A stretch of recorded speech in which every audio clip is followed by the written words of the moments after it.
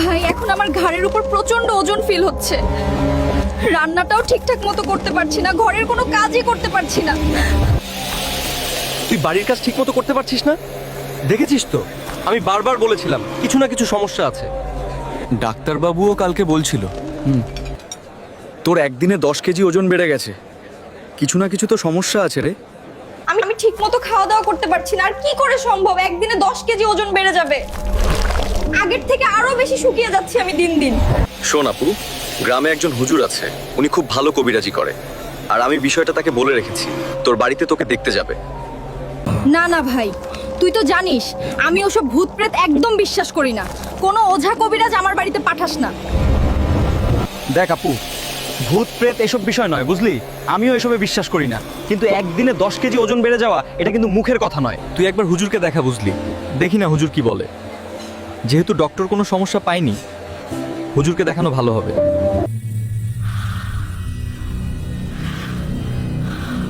Hello Rupon ভাই, আমি তোমার দেওয়া ঠিকানায় চলে এসেছি। আর আমি বাইরে দাঁড়িয়ে আছি। আমি বাইরে দাঁড়িয়ে বুঝতে পারছি যে কোনো শয়তান, জিন বা পরী এ বাড়িতে ভর করে আছে। দেখুন, এসব বিষয়ে আমার কোনো নলেজ নেই। আপনি একটু আপুকে ভালো করে চেক করুন, দেখুন ও কেমন আছে, আর ভূতটাকে কিভাবে তাড়ানো যায় সে ব্যবস্থা করুন। কিন্তু ভাই, আমি তো অনেকক্ষণ থেকে দরজাতে নক করছি, কলিং বেল বাজালাম, কিন্তু কেউ তো বাইরে এলো না, দরজাও খুললো না। কেউ কি বাড়িতে আছে আদৌ? আপুর সাথে তো আমার এখনই কথা হলো। ও দরজা খুলছে না কেন? ও তো বাড়িতেই আছে।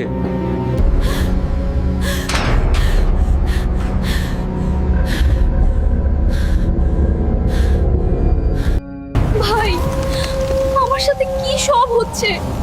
রোদ, বৃষ্টি, ঠান্ডা, আমি কোনো কিছুই অনুভব করতে পারছি না। মনে হচ্ছে কে যেন ঘাড়ের মধ্যে অনেক বড় পাথর ঝুলিয়ে রেখেছে। ব্যথা সহ্য করতে পারছি না, নিজেকে পাগল পাগল লাগছে। না না আপু, তুই নিজেকে ভুল ভাবছিস। তুই এসব কথা বলিস না। শোন, আমি ব্রেনের ডাক্তারের সাথে কথা বলেছি।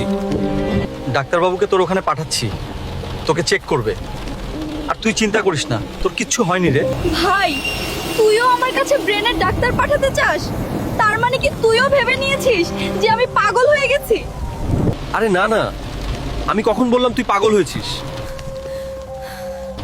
ব্রেনের ডাক্তার জাস্ট তোমাকে চেক আপ করবে তোর ভালোর জন্য। আর তোর কি কি সমস্যা ডাক্তারকে সব খুলে বলবি, তবেই বুঝতে পারবে। আর তাড়াতাড়ি সুস্থ হওয়ার রাস্তা খুঁজে পাওয়া যাবে। Into the darkness with me. You will. হ্যাঁ কবিরাজ চাচা, আসলে আমার আপু জিন, পরি, ভূত এসব বিশ্বাস করতে চায় না। তাই আপনি যেদিন বাড়িতে গিয়েছিলেন সেদিন দরজা খোলেনি। তাই আপুর বাসায় আমি ডাক্তার পাঠিয়েছি। দেখা যাক যদি কোনো সমাধান বেরিয়ে যায়। এটা অসম্ভব। আপনার পালস, আপনার হার্টবিট সাধারণ মানুষের মতো না। এত জোরে আর এত দ্রুত হার্টবিট আমি আমার পুরো ডাক্তারি জীবনে কখনো দেখিনি। শোনো ভাই, আমি আবারও বলছি, সে যত বড় ডাক্তার হোক না কেন, তোমার বোনকে সুস্থ করতে পারবে না। তোমার বোনকে জিনে ধরেছে। কবিরাজ চাচা, যদি আপনার কথাই সত্যি হয় তাহলে আমার বোনকে ঠিক করার উপায় কি? দয়া করে কিছু করুন, যেন আমার বোন সুস্থ হয়ে যায়। দেখো, সবকিছু দেখার পর আমি বুঝে গেছি এই ব্যাপারে আমি আর কোনো সাহায্য করতে পারবো না। এটা আমার সাধ্যের বাইরে। তোমার বোনকে যে জিনে ধরেছে সেটা এতটাই শক্তিশালী আমি এর আগে কখনো দেখিনি। তবে হ্যাঁ, একটা কথা শোনো, যদি এরকম আর কারো সাথে এরকম ঘটে থাকে, সেই ব্যক্তিটাকে খুঁজে বের করো। সেই ব্যক্তি যদি বেঁচে থাকে তবে সেই ব্যক্তিই একমাত্র তোমাকে সাহায্য করতে পারবে, না হয় তোর বোনকে বাঁচানো মুশকিল। এই রকম লোক কোথায় খুঁজে পাবো আমি? ও গড, কি যে করি! ভাই, আমি নামাজ পড়তে শুরু করেছি। কে জানে, নামাজ পড়লে হয়তো আমার কাঁধের এই ভারটা কমে যাবে। যদি নামাজ পড়েও আমার কাঁধের এই ভার না কমে, তাহলে আমি নিজের সাথে কিছু করে ফেলবো। ভাই, তুমি এসব কি বলছো? এমন কোনো পদক্ষেপ নিও না। এতে কোনো সমস্যার সমাধান হবে না, বরং সবকিছু আরো খারাপ হয়ে যাবে। ভাই, আমি কোনো ভুল পথে যেতে চাই না, কিন্তু আমার খুব কষ্ট হচ্ছে। আমার কাঁধের হাড়গুলো যেন ভেঙে যাচ্ছে। না না, প্লিজ এমন কিছু করো না। একটু ধৈর্য ধরো। আমি একজন বাবাকে খুঁজতে গেছি, যিনি সব শয়তানি শক্তিকে তাড়িয়ে দেন। তাকে একবার পাওয়া গেলেই সব ঠিক হয়ে যাবে।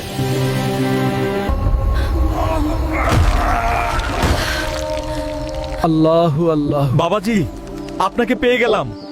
আমি আপনাকে পুরো জঙ্গলে খুঁজে বেড়াচ্ছি। আপনার একটা সাহায্য দরকার। বিসমিল্লাহির রহমানির রহিম।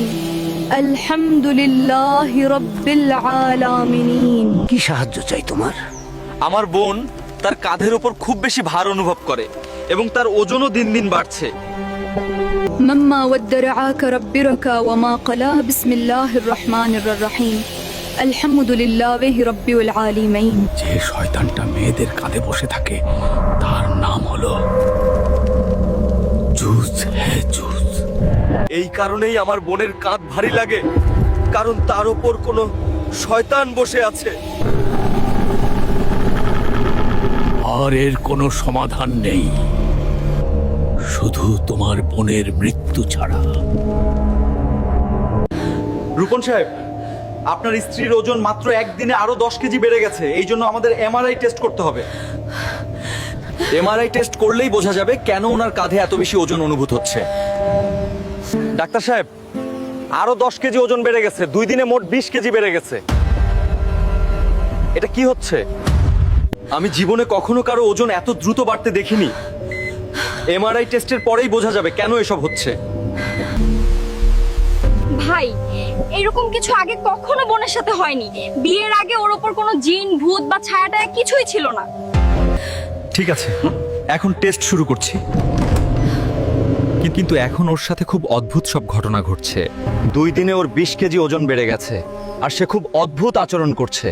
তাই আমি আপনাকে এখানে ডেকে এই কথাগুলো বলছি।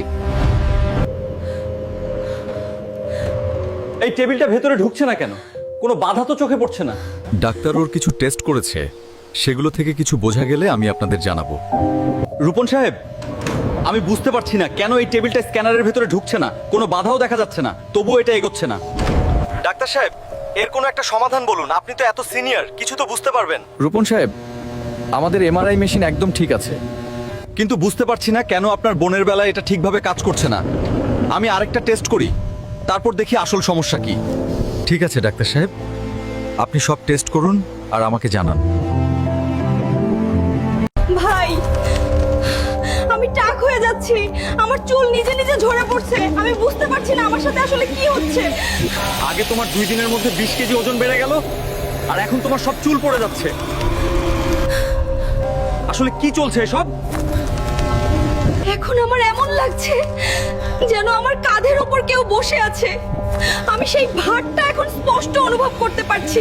না, ডাক্তাররা তোমার সমস্যাটা বুঝতে পারছে না। কোনো বাবা বা আমিল যার কাছেই নিয়ে যাই, সবাই আজব আজব কথা বলে। এখন আমি কি করব? কিছু একটা করো। এই আজব থেকে আমাকে মুক্তি দাও ভাইয়া। কোনো না কোনো সমাধান তো বের করো। তুমি তো সব সমস্যার সমাধান খুঁজে বের করতে পারো। আচ্ছা, তুমি চিন্তা করো না, আমরা এই সমস্যার সমাধান বের করবই।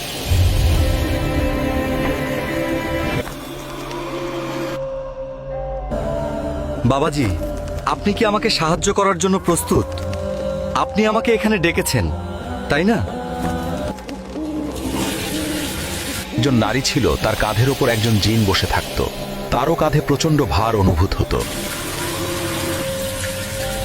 কিন্তু এখন সে সেই ভার থেকে মুক্তি পেয়েছে। ওই নারী তোমাকে সাহায্য করতে পারবে এবং এই সমস্যার সমাধান বলতে পারবে। ঠিক আছে বাবাজি, আমি সেই নারীর কাছে যাব। হয়তো সে আমাদের সাহায্য করতে পারবে।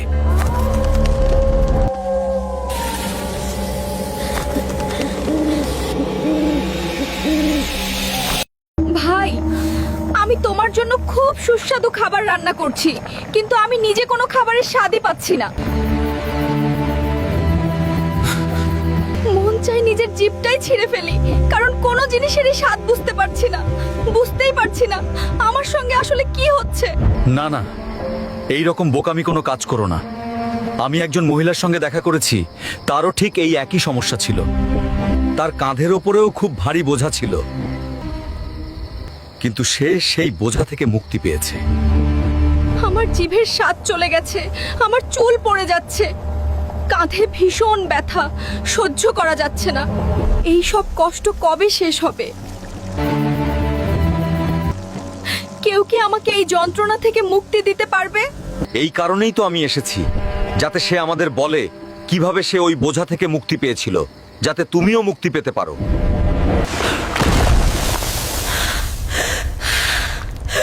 আমার বোনের অবস্থা দিন দিন খুব খারাপ হয়ে যাচ্ছে।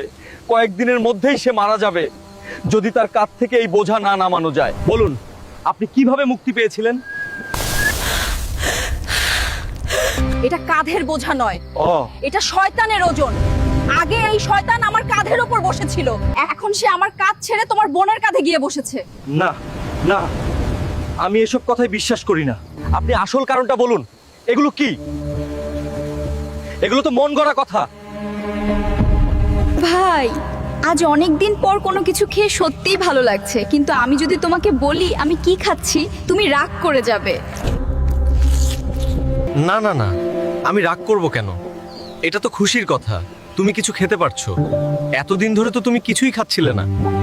ভাই, এই জিনিসটার স্বাদ অসম্ভব ভালো, তুমিও একবার ট্রাই করো।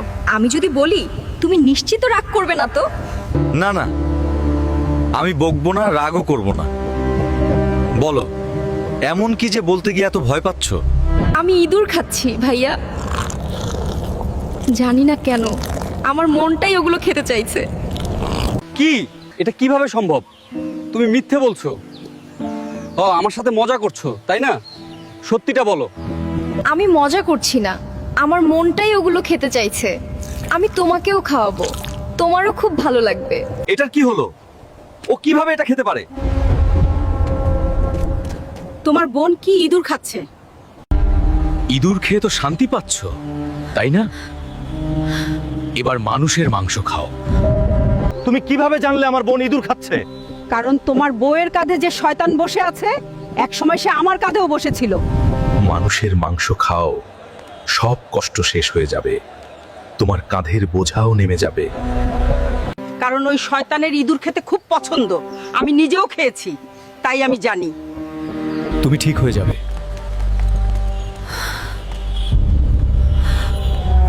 জনাব, আমি পড়া শুরু করে দিয়েছি। আজ আপনার বোনের কাঁধের ওপর যে শয়তানি শক্তি বসে আছে তা সবার সামনে প্রকাশ হয়ে যাবে। মৌলভী সাহেব, পাকা কথা তো। আজ যে জিনিসটা আমার বোনকে এত কষ্ট দিচ্ছে, যে তার কাঁধের উপর বসে আছে, তা আজ চোখের সামনে দেখা যাবে তো? জি জি জনাব, এই কারণেই তো আজ আমি এখানে এসেছি। আজ এই শয়তানি শক্তির সম্পূর্ণ খতমা করব। হ্যাঁ মৌলভী সাহেব, আমার বোনকে এই কষ্ট থেকে মুক্তি দিন। আমি সারা জীবন আপনার এই উপকার ভুলবো না।